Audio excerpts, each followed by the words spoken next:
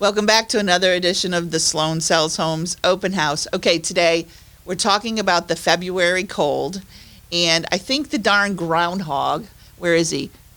Peeped out of his little hole in the ground and said we have 6 more weeks of winter. So it's not over yet, folks, but guess what?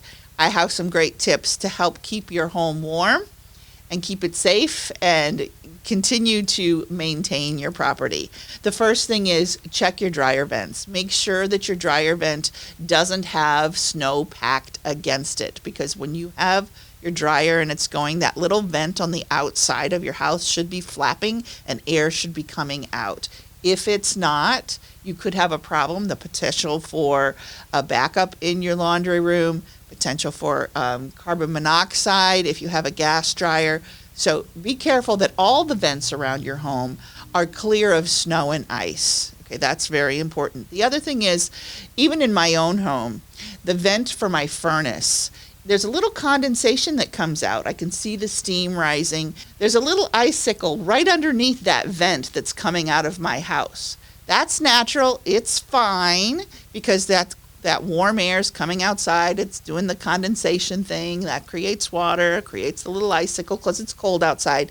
So it's fine as long as it's not attached to mine. Sort of fell off and it's creating the icicle, and you can see the picture here. So that's fine as long as it's clear and as long as you have access to all the vents outside of your home. Don't pack snow against your home. If you're shoveling, don't put the snow up against your house.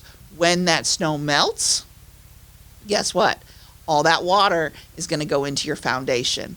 And the next tip, this is really, really important. When the weather warms up and that snow is going to melt, check your sump pump. Make sure that it is running. Make sure that if you haven't had a new sump pump in 5 years or more, you may want to make sure that it's working. You may want to talk to a plumber. If you don't have a battery backup, I would strongly recommend that you get a battery backup. It's a good protection for your house, for your home, and you know what? It saves you from an insurance claim that you definitely don't want to have. And if you have a finished lower level, you want to make sure that your sump pump doesn't back up.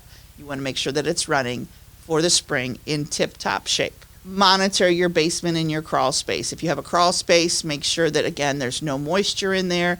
Make sure that you're monitoring any cracks that you have. There are some small cracks in most people's basements, either on the floors or the walls. It's okay, just as long as there's nothing seeping out of it. So if that happens, then you want to contact a contractor. You can also contact me. I have some great resources in the Cincinnati area that could potentially give you some information. So I hope you stay warm, because we're not out of the woods yet.